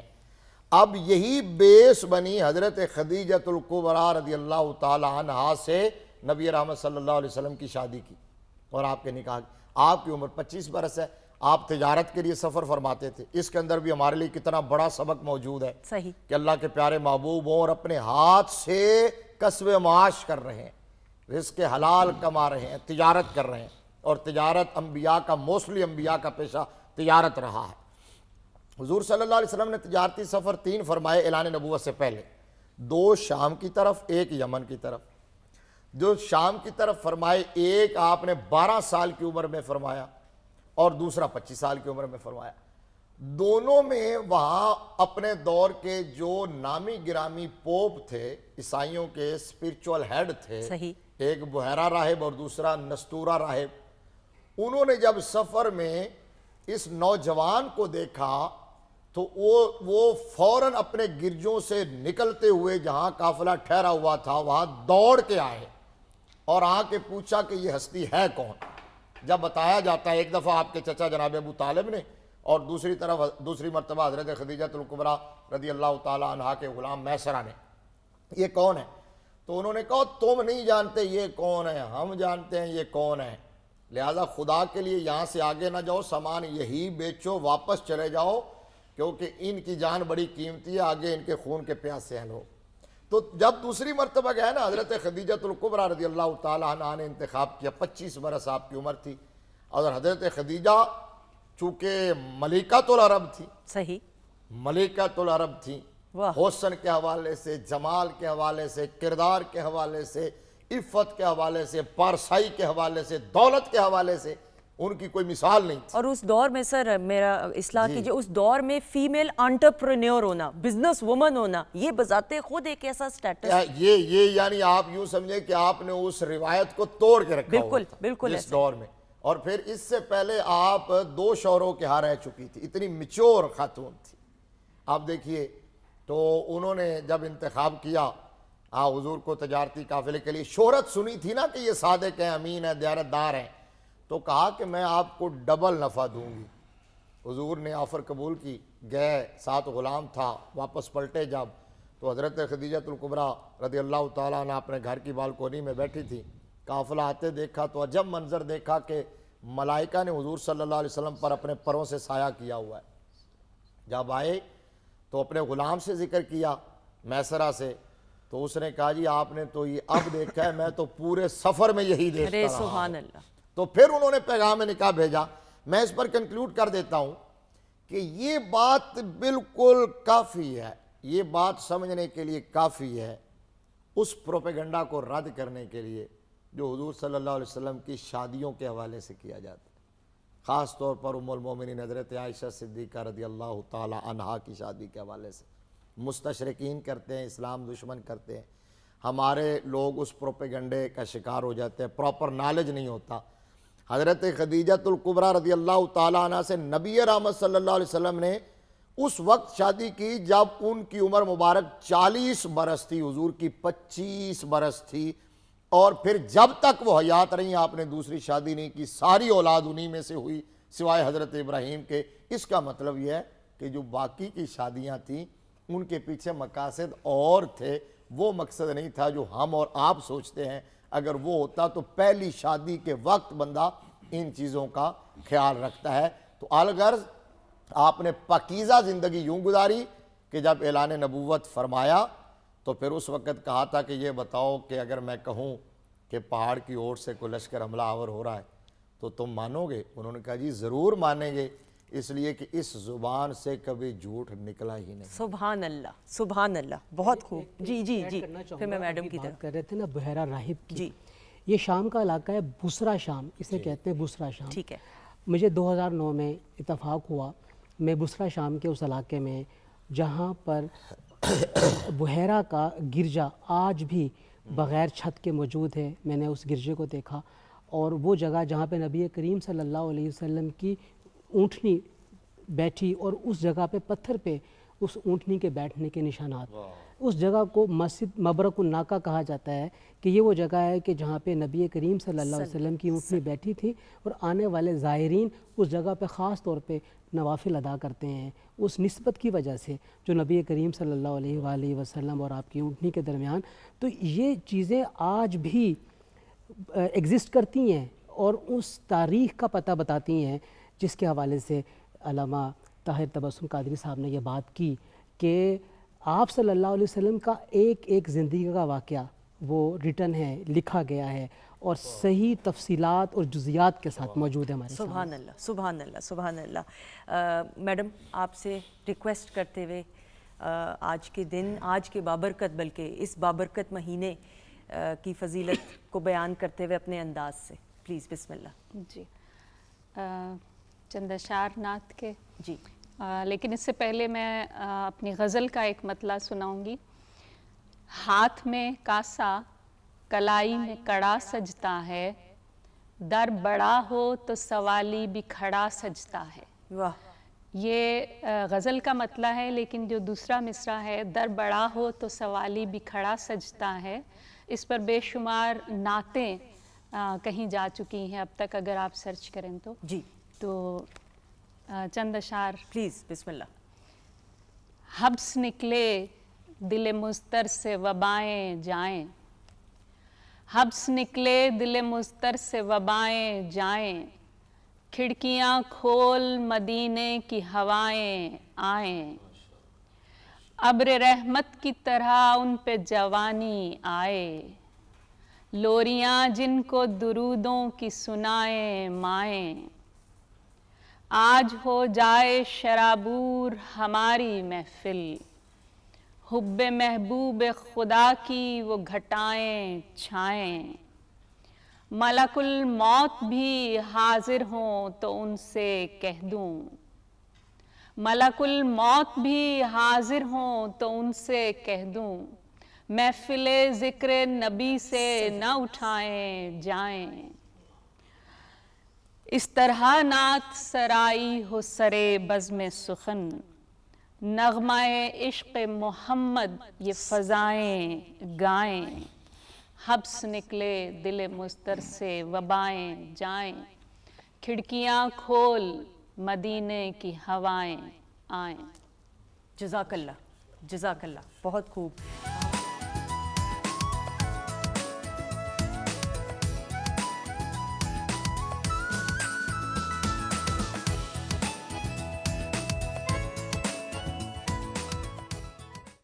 جی خواتین وزات ہم آپ کو خوش آمدید کہتے ہیں weekend at home Pakistan television network Lahore centre سے آپ براہ راست دیکھ رہے ہیں. اور آج میں میزبان نہیں ہوں, میں ایک اسٹوڈنٹ ہوں, اور یہ میں بار بار کہتی رہوں گی کیونکہ میں چاہتی ہوں کہ اپنی زندگی کی آخری سانس تک ایک اسٹوڈنٹ کی حیثیت سے, کیونکہ سیکھنے کا سلسلہ جاری رہنا چاہیے. اور میرے جو سامنے معزز مہمان ہیں ان کی خوش قسمتی, اللہ تعالیٰ کا خاص کرم ان پہ کہ یہ سکھانے والوں کی فہرست میں سے ہیں. جو میری پہلی معزز مہمان شخصیت سر, میں آپ سے آغاز کرتے ہوئے ہم اپنے پیارے نبی حضرت محمد صلی اللہ علیہ وآلہ وسلم کی جب تعلیمات کے حوالے سے بات کرتے ہیں اس پہ سر روشنی ڈالتے ہوئے. یہ بڑا اہم سوال ہے یہ. اور دیکھیے ہم عمومی طور پہ سمجھتے ہیں یا عامت الناس کا یہ خیال ہے کہ اسلام نہ چند عبادات کے مجموعے کا نام ہے, نماز, روزہ, زکوٰۃ, حج, بس یہ مجموعہ ہے, جو کر لے گا وہ بڑا پرہیزگار قسم کا مسلمان ہے, اور معاشرہ میں اس کو بڑا متقی پرہیزگار کہا جاتا ہے. یہ لوگوں کی کچ فہمی ہے, ہمیں اس کو بریک اپ کرنے کی ضرورت ہے. نبی ذی رحمت محمد مصطفیٰ صلی اللہ علیہ وآلہ وسلم کی تعلیمات پوری انسانی زندگی کو احاطہ کیے ہوئے ہیں. ہر فیلڈ, ہر شعبے کے اندر آپ تعلیم کو دیکھ لیجئے, آپ معاشرت کو دیکھ لیجئے, آپ اس کے ساتھ ساتھ معیشت کو دیکھ لیں, آپ سیاست کو دیکھ لیں, آپ جہاد کو دیکھ لیں, آپ انصاف یعنی جو نظام قضا ہے اس کو آپ دیکھ لیجئے. ہر شعبے میں نبی کریم صلی اللہ علیہ وآلہ وسلم کی حیات گرامی سے ہمیں مکمل رہنمائی ملتی ہے. اور یہ اس لیے ہے کہ ہم لوگوں کو یہ باور کروا سکیں, لوگوں کو یہ بتا سکیں کہ وہ آپ سرور کائنات صلی اللہ علیہ وسلم کی سیرت طیبہ کے ان تمام پہلوؤں کو اپنے سامنے رکھ کر جو جہاں پر اس سے ریلیٹ ہو رہا ہے اس کو اخذ کرنے کی کوشش کریں اور اپنی زندگی میں لے کر آئے. اب دیکھیے ہم عبادات کے حوالے سے بات نہیں کرتے ہیں, ہم معاشرت کے حوالے سے بات نہیں کرتے ہیں, معیشت کو لے لیجئے. اب نبی کریم صلی اللہ علیہ وسلم تجارت پیشہ تھے, تجارت آپ نے کی. آپ نے تجارت میں کیا طریقہ کار اختیار کیا کہ آپ کا نفع زیادہ ہوتا تھا؟ آپ تھوڑے سپین آف ٹائم میں ایک چیز کی قیمت کم رکھ کر سرکولیشن آف منی زیادہ کیا کرتے تھے. اچھا, صحیح. مطلب آپ نے نفع جو ہے وہ ڈبل نہیں رکھا, نفع آپ نے آدھا رکھا, تو اس سے چیز زیادہ جلدی بک گئی, اسی سے پھر دوبارہ اشیاء کو پرچیز کیا, خریدا, پھر وہ کم نفع پہ بیچی, پھر اشیاء کو خریدا, اس کے بعد پھر کم نفع پہ بیچی. تو اسی ٹائم آف سپین میں جس میں کسی اور بندے نے ایک دفعہ نفع کمانا ہے, آپ اس میں 3 دفعہ نفع حاصل کر لیا کرتے تھے. اور اس سے جو آپ کی پروفٹ کا کوانٹم تھا وہ باقی لوگوں سے بہت زیادہ ہو جاتا تھا. اچھا, اس میں یہ تھا کہ لوگوں کو بھی سہولت تھی کہ وہ کم قیمت کے اوپر انہیں اشیاء مل رہی تھی اور وہ اٹریکٹ ہوتے تھے. اور ہم یہ دیکھتے ہیں کہ جس مال پہ بھی سیل لگ جائے اس مال کے ان دنوں کے اندر حال کیا ہوتا ہے اور کس طریقے سے لوگوں کا جھمگھٹا اس مال کے اوپر آ رہا ہوتا ہے. پھر نبی کریم صلی اللہ علیہ وآلہ وسلم نے یہ بات کی تعلیم دی کہ آپ کے مال میں جو بھی کمی ہے اسے آپ مینشن کرو, بتاؤ. آپ صلی اللہ علیہ وسلم بازار میں تشریف لے گئے, گندم کا ڈھیر پڑا ہوا تھا, آپ نے ہاتھ ڈالا اس کے اندر سے گیلی اوپر سے خشک. تو آپ صلی اللہ علیہ وسلم بڑے ناراض ہوئے اس شخص کے اوپر کہ تم لوگوں کو دھوکہ دے رہے ہو, اور آپ نے اس پہ ایک جملہ فرمایا, من غشا فلیس منا, جو ملاوٹ کرتا ہے اس کا تعلق ہم سے ہے ہی نہیں. یعنی صرف یہ اشیاء کی ملاوٹ نہیں, نظریات کی ملاوٹ, عقیدے کی ملاوٹ, اس ملاوٹ کو آپ ہر چیز کے اندر شامل کر کے دیکھ لیں. جو جہاں پہ ملاوٹ کرتا ہے اس کا ہمارے سے کوئی تعلق نہیں ہے. اب کیا ہم اس بات کو شیورٹی کے ساتھ بیان کر سکتے ہیں کہ جو چیز ہم روزانہ کی بنیاد پہ انٹیک کر رہے ہیں, بازار سے ہم پرچیز کر کے لے کر آ رہے ہیں, وہ ملاوٹ سے پاک ہے؟ اور ملاوٹ کس طریقے سے نہیں ہوتی ہے؟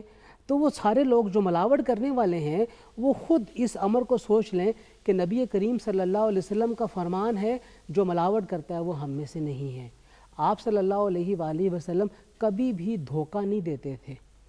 آپ صلی اللہ علیہ وآلہ وسلم نے ہمیشہ جن سے آپ معاملات کیا کرتے تھے, فرمایا کرتے تھے لین دین کا, اس میں آپ کی تعلیم یہ تھی کہ جو قرض لے کر جا رہا ہے اس کو آپ سہولت دو, وہ وقت پہ واپس نہیں کر سکا, تھوڑا سا اس کو اور وقت دے دو.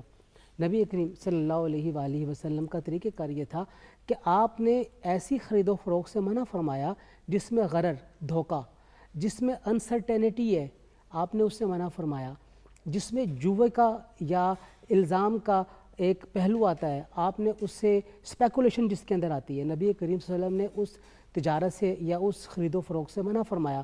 آپ صلی اللہ علیہ وسلم نے یہ منع فرما دیا کہ ایک چیز جس کا بھی وجود ہی نہیں ہے اس کی بیع کر دی جائے. مثال کے طور پہ ایک آدمی جو فشنگ کرتا ہے وہ ساتھی کو کہتا ہے کہ میں یہ جال پھینک رہا ہوں دریا کے اندر، اس میں جتنی بھی مچھلیاں میری پکڑ لی، تم کتنے کی لوگ میرے سے؟ صحیح.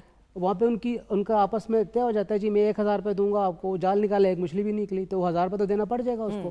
تو یہ جو اس قسم کی اسپیکولیشن ہے، اس قسم کی جو تجارت کا طریقہ کار ہے، نبی کریم صلی اللہ علیہ وآلہ وسلم نے سے بالکل منع فرمایا، اور ہمیشہ یہ کہا کہ جس چیز کی تجارت کرنی ہے وہ بیچنے والے کے ہاتھ میں ہونی چاہیے.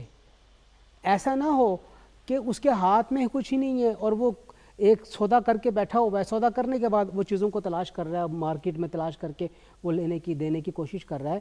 تو اس وجہ سے معاشرہ بہت سے ایسے معاملات سے اپنے آپ کو بچا لیتا ہے جس کا انجام جھگڑا ہوتا ہے. یعنی ایسی تجارت جس کے اندر ایمبیگوٹی ہے، واضح نہیں ہے، مبہم ہے، لین دین کی شکیں مبہم ہیں، جس کا اینڈ کسی جھگڑے پر پہنچے گا، آپ صلی اللہ علیہ وسلم نے پہلے ہی اسے منع فرما دیا کہ ایسی تجارت ہونی ہی نہیں چاہیے. یعنی جو چیز بھی کرنی ہے کلیئر کٹ ہونی چاہیے. اور نبی کریم صلی اللہ علیہ وآلہ وسلم کی تعلیمات میں ہمیں یہ بات بھی ملتی ہے کہ ایسی چیز جو کہ مارکیٹ میں اویلیبل نہیں ہے لیکن اس کی پروڈکشن ہونی ہے، وہ ابھی تیار ہونی ہے اور وہ کسی کارخانے میں تیار ہونی ہے، تو آپ اس کے لیے سودا پہلے سے کر سکتے ہو. حالانکہ قیاس کے اعتبار سے یہ چیز ممکن نہیں ہے، لیکن چونکہ نبی کریم صلی اللہ علیہ وسلم نے فرمایا کیا، جیسے آپ نے غلے کا معاملہ کیا کہ ٹھیک ہے آپ نے مستقبل کے سودے کے اوپر غلہ کو پرچیز کیا، ایسے ہی فیکٹری میں کار بنتی ہے، کچھ اور چیزیں بنتی ہیں جو کہ ڈیلیوری 6 مہینے کے بعد ہوتی ہے، تو اس کا سودا پہلے سے ہم کر سکتے ہیں. تو یہ بھی ڈرائیو نبی کریم صلی اللہ علیہ وآلہ وسلم کی تعلیمات کی روشنی میں ہمارے سامنے موجود ہیں. بالکل صحیح. جی سر. دیکھیے حضور صلی اللہ علیہ وسلم کی تعلیمات یہ ایک ایسا چیپٹر ہے، ساری زندگی بھی ہم لگے رہیں تو اس کا ایک پہلو بھی ہم بیان نہیں کر سکتے. زندگیاں ختم ہوئیں، قلم ٹوٹ گئے، تیرے اوصاف کا ایک باب بھی پورا نہ ہوا. آپ نے خود یہ ارشاد فرمایا انما بعثت لاتمم مکارم الاخلاق، فرمایا کہ میری بعثت ہی اس سنگل اور اونلی پرپس کے لیے ہوئی ہے کہ میں کریمانہ اخلاق کو پایا تکمیل تک پہنچا دوں. یعنی ہر وہ چیز جو اچھی ہے میں اس کو کمپلیٹ کر دوں اور دنیا کے سامنے پریکٹیکل اس کو پیش کر دوں. واہ. اب حضور صلی اللہ علیہ وسلم کے حیات پاک کے ہم اگر اخلاقیات اور رویے لوگوں کے ساتھ دیکھتے ہیں تو ایسے حیرت انگیز واقعات سامنے آتے ہیں کہ آپ کا اپنے غلاموں کے ساتھ، اپنی ازواج کے ساتھ، اپنے خدام کے ساتھ کیا کریمانہ رویہ تھا کہ بندہ اشش کر اٹھتا ہے. حضرت انس بن مالک رضی اللہ تعالیٰ عنہ حضور کے صحابی بھی ہیں، خادم خاص بھی ہیں، اور بچپن میں ان کی والدہ نے حضور کے دربار کے لیے ان کو وقف کر دیا تھا. 10 سال، یہ بڑا پیریڈ آف ٹائم ہے. 10 سال حضور کی خدمت میں رہے، وضو کے لیے پانی پیش کرتے تھے، مسواک پیش کرتے تھے، نالین شریف سنبھال لیا کرتے تھے، خدمت کیا کرتے تھے. 10 سال کے عرصے میں حضرت انس کہتے ہیں انسان سے کتنی غلطیاں بھی ہو جاتی ہیں، مزاج کے خلاف کام ہو جاتا ہے. بالکل. کہتے ہیں 10 سال کے عرصے میں اللہ کے پیارے محبوب نے ایک مرتبہ بھی مجھے کبھی یہ بھی نہیں کہا کہ یہ کام تم نے کیوں نہیں کیا یا یہ کام تم نے کیوں کیا ہے، میں نے جو کر دیا اس کو قبول فرمایا.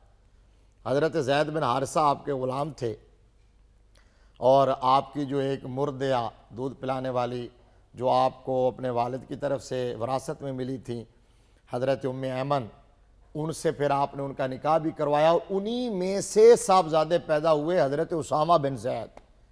اب غلام ابن غلام کے ساتھ حضور صلی اللہ علیہ وسلم کے عالی اخلاق کا عالم یہ ہے کہ اگر آپ کی مبارک گود میں ایک طرف آپ کے نواسے امام حسن یا امام حسین کھیل رہے ہوتے تھے تو دوسری طرف اسامہ بن زید کھیل رہے. ارے سبحان اللہ. اور پھر فتح مکہ کے موقع پر جب 10,000 کا لشکر جرار ہے، حضور فاتحانہ شان کے ساتھ مکہ میں داخل ہو رہے ہیں. جب آپ کی مبارک اونٹنی وہ مکہ کی حدود میں داخل ہو رہی تھی، ایک تو آپ نے عاجزی سے اپنا سر انور اتنا جھکایا ہوا تھا. لوگ جب فاتح بنتے ہیں تو غرور کرتے ہیں اتنا جھکایا ہوا تھا کہ وہ اونٹنی کا جو پالان ہوتا ہے کجاوا اوپر لکڑی کا، اس کے ساتھ آپ کی یہ جبین مبارک جو ہے نا وہ مس کر رہی تھی۔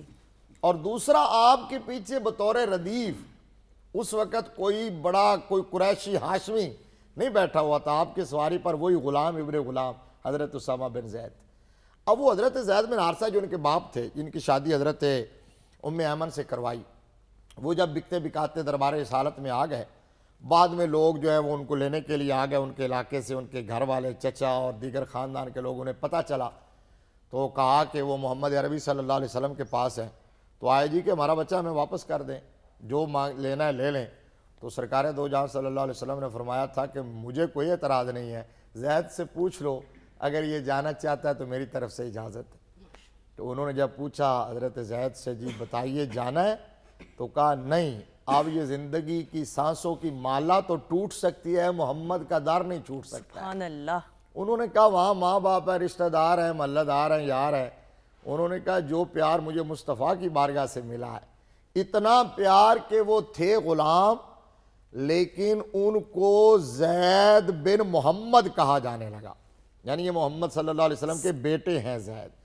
اور ازواج مطہرات جو آپ کی بیویاں ہیں، جو آپ امہات المومنین ہیں، مومنین کی مائیں، آپ ہماری بہن ہیں، یہ بہت بڑا ایک تلخ ہمارے ہاں اور بڑا کیا کہتے ہیں درد دل والی بات ہے کہ ہمارے آج کی اس دور میں، یعنی جب پڑھا لکھا زمانہ ہے اور سائنس اور ٹیکنالوجی، آج بھی اپنی بیویوں اور اپنی عورتوں کے ساتھ وہ ہندوانہ مزاج اور رویہ رکھا جاتا ہے۔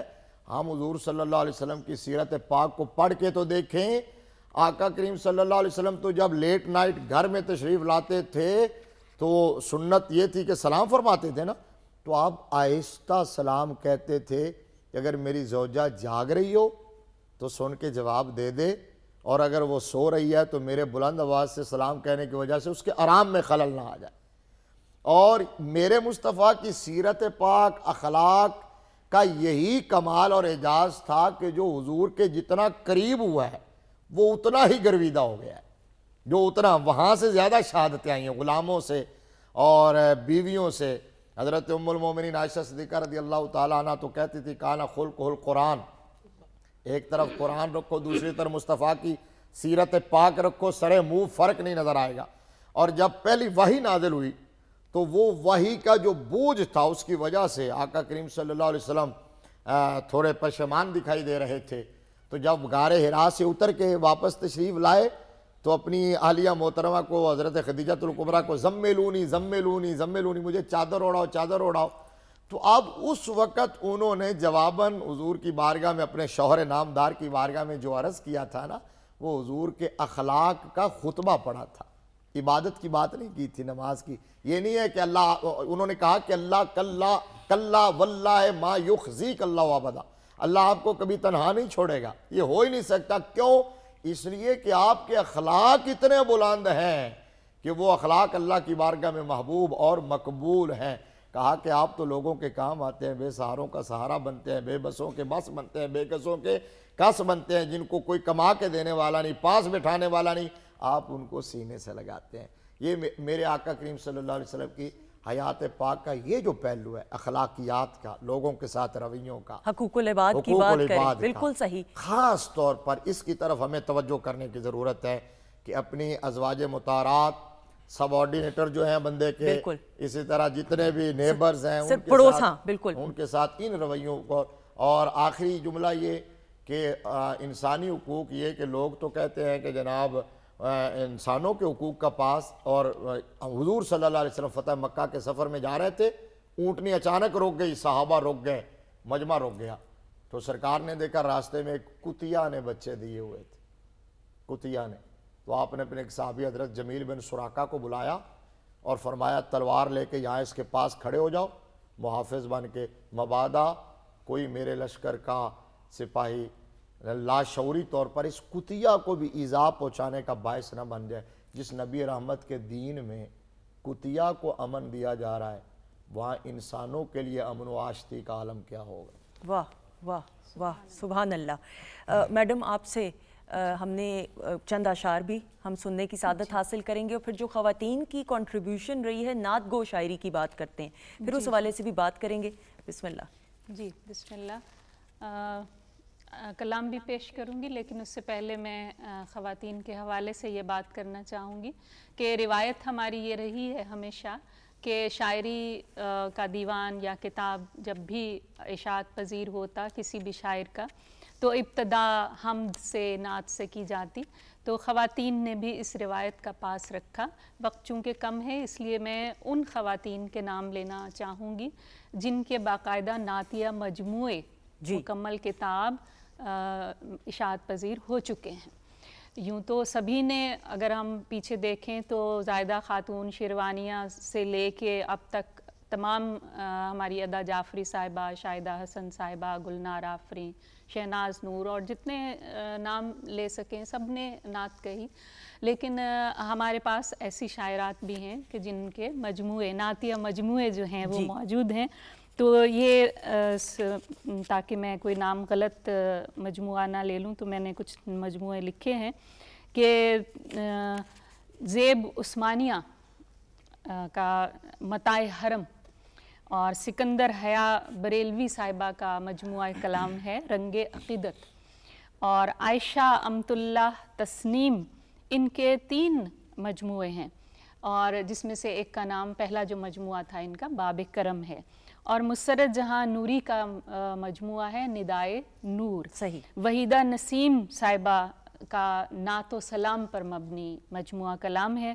پروین جاوید صاحبہ کے مجموعہ کلام کا نام ہے حضوری چاہتی ہوں. رابعہ نہاں کے 2 مجموعے آئے نور جھروکے اور صبح تجلی. اور مسعودہ خانم کے 3 مجموعے کلام ہیں نعت کے حوالے سے، ابر رحمت، رحمت بے کراں اور منبع رحمت. ریحانہ تبسم فاضلی صاحبہ، ان کے بھی 3 مجموعے ہیں، مہکتے حرف، خطیب الامم اور روشنی کے سلسلے. قمر سلطانہ کا مجموعہ ہے تنویر ہرا. نورین طلت عروبہ ہماری وہ شاعرہ ہیں جو غزل بہت اچھی کہتی تھیں، لیکن جب وہ تشریف لے گئیں مکہ اور مدینہ حاضری کے لیے تو وہاں انہیں محسوس ہوا کہ مجھے اپنا فن نعت کے لیے مخصوص کرنا چاہیے، تو اس کے بعد انہوں نے غزل نہیں کہی. بالکل ایسا ہی ہے. واہ. ان کے مجموعے ہیں حاضری اور زہ مقدر. حجاب عباسی صاحبہ کا مجموعہ ہے عکس جلال جمال. حمیرہ راحت ہماری بہت اچھی شاعرہ ہیں، رسائی روشنی تک. اور زیب النساء زیبی حرف حرف بندگی، اور سحر علی جو ہیں وہ خاک پائے مصطفیٰ. صرف 2-3 نام اور رہ گئے. شہناز مزمل ہماری سینئر شاعرہ ہیں لاہور کی، وہ نور کل کے نام سے ان کا ایک مجموعہ ہے، اور لا سفر عشق. اور ثروت سلطانہ جو ہیں وہ سایہ رحمت اور میری مغفرت کا سبب بنے. تو یہ ذکر اس لیے ضروری تھا کہ عموماً یہ سمجھا جاتا ہے کہ شاعرات شاید اس میدان میں پیچھے ہیں، تو یہ تو بڑا ایسا اچھا نہیں ہے. یہ بہت لمبی ایک فہرست ہے. آپ کا شکریہ کہ آپ نے فہرست ہمارے ساتھ ہمارے ناظرین کے ساتھ شیئر کی. میڈم آپ سے درخواست کرتے ہوئے چند اشعار میں اپنے بھی پیش کر دیتی ہوں، اور پھر ہم اپنے بھائی کی طرف بڑھیں گے، خوبصورت سا کلام بھی سننے کی سعادت حاصل کریں گے. جی بسم اللہ. ذات میں ایک در نایاب، فیض میں مہر عالم تاب. ذات میں ایک در نایاب، فیض میں مہر عالم تاب. میرے نبی پر سجتے ہیں کامل و اکمل کے القاب. آپ کی ذات سمندر ہے، باقی سب دریا پایاب. آپ نے دنیا کو بخشا، آپ نے دنیا کو بخشا، ایک نئی دنیا کا خواب. توڑی نفرت کی دیوار، بند کیے وحشت کے باب. ظلمت میں راہ دکھلائے آپ کی سیرت کا مہتاب. آپ خرد کا سرچشمہ، آپ خرد کا سرچشمہ. پیاسے ہوتے ہیں سیراب. آپ تمنا نبیوں کی، آپ دعاؤں کا ایجاب. آپ تمنا نبیوں کی، آپ دعاؤں کا ایجاب. اس میں محمد رکھتا ہے، اس میں محمد رکھتا ہے قلب و فکر و نظر شاداب لفظ میرے سجدے میں ہیں، لفظ میرے سجدے میں ہیں، نعت محمد ہے محراب۔ جزاک اللہ، بہت خوب۔ وقت چونکہ سر کم ہے، مختصراً ضرور میں آپ سے اور پھر معزز مہمانوں سے سر کوئی پیغام اور بچوں کی تربیت میں بالخصوص کیا کیا چیزوں کو اہمیت دینے کی ضرورت ہے؟ دیکھیے، بنیادی طور پہ جو ہم پیغام یہاں پہ دینا چاہیں گے کہ آپ صلی اللہ علیہ وسلم کی جو سیرت پاک ہے اس کو پڑھنے کی محبت اپنے بچوں کے دلوں میں ڈالی جائے، اور اس کا ایک بہترین طریقہ یہ ہے کہ رات کے وقت پہ والدین اپنے بچوں کو لے کے بیٹھیں اور نبی کریم صلی اللہ علیہ وسلم کی حیات میں سے کوئی ایک واقعہ انہیں سنائیں، اس کا جو ٹرننگ پوائنٹ ہے وہ انہیں بتائیں، جو اس کا نچوڑ ہے وہ انہیں سمجھانے کی کوشش کریں، اور پھر جب وہ پڑھنے کی عمر کو پہنچ جائیں تو جہاں پہ وہ بہت ساری دیگر چیزیں پڑھتے ہیں وہاں پہ نبی کریم صلی اللہ علیہ وسلم کی سیرت طیبہ کی ابتدائی کتابیں، چھوٹی کتابیں ہیں جو کہ سٹوریز پہ مبنی ہیں، وہ ان کو دیں، تو آہستہ آہستہ ڈیولپ ہو جائے گی ان کی نبی کریم صلی اللہ علیہ وسلم کے ساتھ سیرت پڑھنے کی محبت، اور یہ انتہائی ضروری ہے۔ صحیح۔ آپ صلی اللہ علیہ وسلم کی محبت جب تک بچوں کے دلوں میں قائم نہیں ہوگی، آپ کی تعلیمات پہ ہم عمل نہیں کروا سکتے۔ بالکل صحیح، جی سر، بچوں کے حوالے سے جی، وہ جو بھی ڈاکٹر صاحب نے بات کہی ہے کہ حضور صلی اللہ علیہ وسلم کی حدیث مبارک ہے، خود فرمایا کہ اپنی اولاد کو 3 چیزیں سکھاؤ، میری محبت سکھاؤ، میری آل کی محبت سکھاؤ، اور قرآن کی تلاوت سکھاؤ۔ اب بندے کا سب سے بڑا اثاثہ جو ہے نا اس کی اولاد ہوتی ہے۔ بدقسمتی یہ ہے کہ آج ہمارے پاس اپنی اولاد کے لیے ٹائم ہی نہیں۔ ہم ایک کولو کے بیل کی طرح صبح نکلتے ہیں، جب بچے سو رہے ہوتے ہیں واپس آتے ہیں جب سو رہے ہوتے ہیں، تو ہم کہتے ہیں کہ جی بچوں کے لیے میں چھوڑ کے کیا جاؤں گا۔ وہ یہ نہیں پوچھا جائے گا کہ آپ بچوں کے لیے چھوڑ کے کیا آئے ہو، وہاں یہ پوچھا جائے گا کہ بچوں کی تربیت کیسے کر کے آئے ہو۔ اس جملے پہ ختم کر دیتا ہوں کہ حضرت علامہ اقبال نے کہا تھا، سیرت فرزند ہا از امہات، جوہر صدق و صفا از امہات۔ کہا کہ اولاد کا کردار اگر بنتا ہے تو ماں کے کردار سے بنتا ہے۔ پہلی گود چکے یہ ہوتی ہے، ماں اگر ام الخیر فاطمہ ہو، وہ جو آپ سچ کی بات کر رہے تھے، غوث اعظم کی ماں جنہوں نے کہا تھا بیٹا کبھی جھوٹ نہیں بولنا، تو پھر انہوں نے اس سچ کی برکت سے چوروں کو کتب بنا دیا۔ تو ماں اگر ام الخیر فاطمہ ہو تو بیٹا عبد القادر جیلانی ہوتا ہے، ماں سیدہ کائنات فاطمہ ہو تو بیٹا حسین ابن علی ہوتا ہے۔ تو خدا کے لیے اپنا یہ اثاثہ جو ہے ان کو فوکس کریں، ٹائم دیں، نگرانی کریں، ان کی مجلس چیک کریں کہاں جاتے ہیں، کہاں بیٹھتے ہیں۔ جب آپ اپنے بچوں کی تربیت کریں گے ایک پاکیزہ گھرانہ تشکیل پائے گا، اور جب پاکیزہ اور ٹرینڈ تربیت یافتہ گھرانہ تشکیل پائے گا تو پھر ایک ستھرا معاشرہ مارز وجود میں آئے۔ بے شک، بالکل۔ جی میڈم، میں اپنے بھائی کی بات کو ہی آگے بڑھاتی ہوں کہ بچوں کے لیے اچھی چیزیں چھوڑ کر جانے کی فکر کرنے کی بجائے اچھے بچے چھوڑ کر جانا چاہیے، کیونکہ اچھی اولاد صدقہ جاریہ ہے۔ اولاد جو بھی کام کرے گی اچھا اور نیک، اس کا ثواب اس کے والدین تک ضرور پہنچتا ہے، اور اس کے لیے سب سے بہترین طریقہ یہ ہے کہ میں اگر نماز پڑھوں گی تو میرا بچہ جو بہت چھوٹا بھی ہے وہ میرے ساتھ جا نماز پہ بیٹھے گا۔ ابھی اسے سجدہ، قیام، رکوع کے معانی بھی معلوم نہیں ہوتے، جب وہ ماں کے ساتھ سجدہ کرنا، رکوع کرنا، قیام کرنا سیکھ جاتا ہے۔ تو اگر ہم عمل کے ذریعے اپنے بچوں کو، والد، والدہ اور استاد بھی، بالکل استاد بھی، جب ہم استاد ہمیں اگر پڑھا رہا ہے دیانتداری، لیکن وہی طالب علم جب دیکھتا ہے کہ یہی استاد 5 منٹ پہلے کلاس چھوڑ جاتا ہے، 10 منٹ بعد کلاس میں آتا ہے، تو کیا وہ دیانتداری کا مفہوم اس تک صحیح طریقے سے پہنچا پائے گا؟ نہیں۔ جب ہم خود دیانتدار ہوتے ہیں تو ہم اپنے بچوں کو دیانتداری سکھاتے ہیں۔ بالکل صحیح۔ اپنے معزز مہمانوں کا شکریہ ادا کرتے ہوئے سر، آپ کا بہت بہت شکریہ، میڈم آپ کا بہت بہت شکریہ، انم ہمارے ساتھ موجود ہیں. بہت شکریہ آپ کا ہمارے معزز بھائی, آپ کا بہت بہت شکریہ. خواتین حضرات آپ کا بہت بہت شکریہ. ہم سب کو دعاؤں میں ضرور یاد رکھیے گا. انشاءاللہ کل کی ایک خصوصی نشست میں آپ سے انشاءاللہ تعالی زندگی رہی تو ضرور ملاقات ہوگی. خدا حافظ ہماری طرف سے.